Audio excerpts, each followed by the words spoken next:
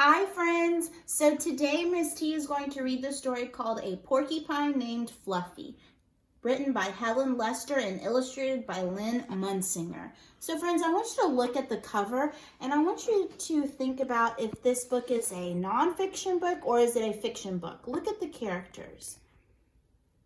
See if you think it's a fiction book or a nonfiction book. All right. A Porcupine Named Fluffy.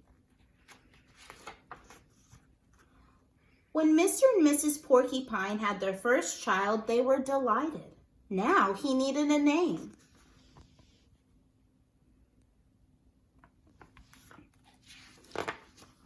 Should they call him Spike? No, Spike was too common. Should they call him Lance? No, Lance sounded too fierce. Should they call him Needle Rooser? No, Needle Rooser was too long. Prickles? Pokey? Quillin? Then together they had an idea. Let's call him Fluffy. It's such a pretty name, Fluffy.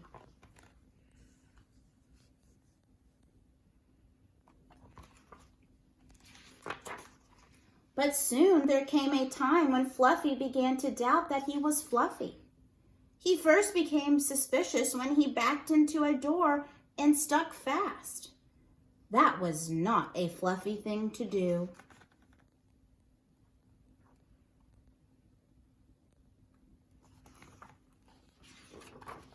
He even was more convinced when he accidentally slept on his back and poked holes in the mattress.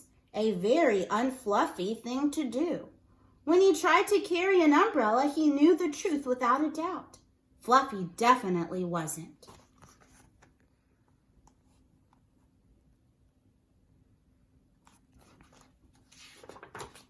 So he decided to become fluffier. Clouds are fluffy, he thought. I'll be a cloud. But he couldn't stay up.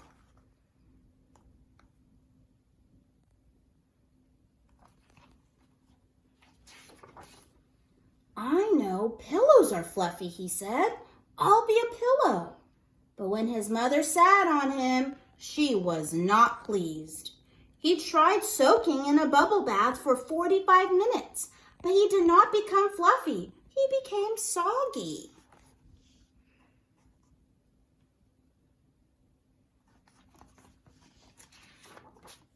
He tried whipped cream. He put a little on each quill. It was not easy, and it took more than half a day. But this did not make Fluffy fluffy. They should have named me Gooey, he sighed.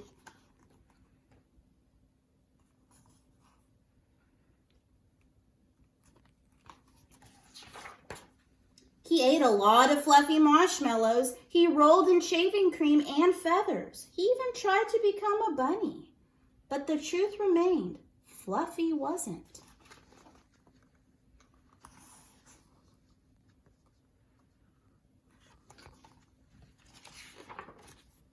One afternoon, Fluffy set out for a walk, trying to think of ways to become fluffy. Before long, he met a very large rhinoceros.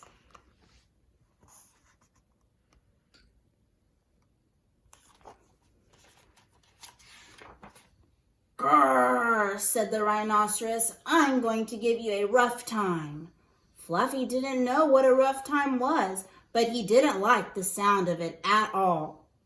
What is your name, small prickly thing? Asked the rhinoceros unkindly. Fluffy, said Fluffy. What do you think the rhinoceros is going to say next? The rhinoceros smiled. He giggled, then he laughed out loud. He rolled on the ground. He jiggled and slapped his knees. He roared with laughter. A porcupine named Fluffy? Howled the rhinoceros.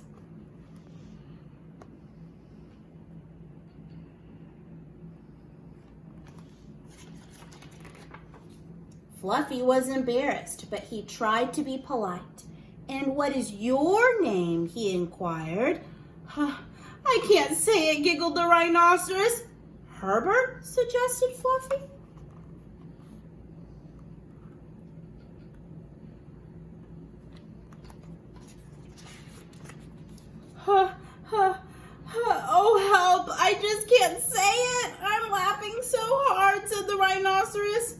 Harold? Or maybe Herman? Asked Fluffy. No, gasped the rhinoceros. It's Hippo!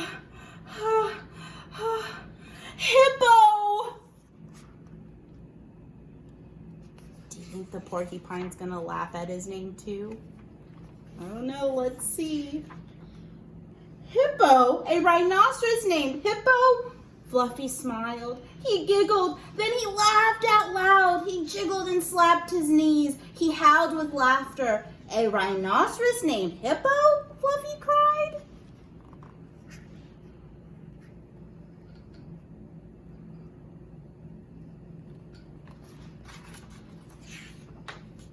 A porcupine named Fluffy, a rhinoceros named Hippo. It was almost more than they could bear. Hippo and Fluffy rolled on the ground, giggling and laughing until tears came to their eyes.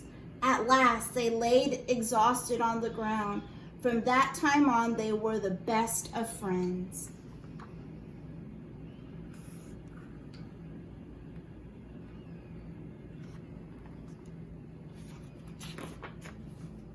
And Fluffy didn't mind being Fluffy anymore, even though he wasn't. The end. All right, friends, so I can't wait to read another story with you next week. So I hope you are doing well. I miss you, and Miss T loves you. See you soon.